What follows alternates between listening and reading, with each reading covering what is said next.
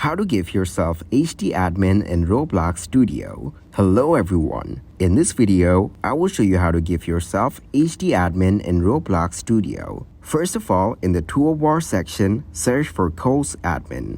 Click on Coles Admin Infinite and drag it over in the game. Coles Admin Infinite includes one script and click on OK to review the script.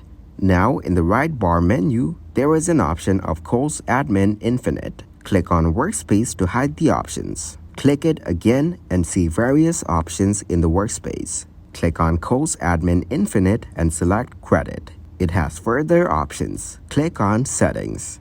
In brackets of the local owner, type in your username within commas.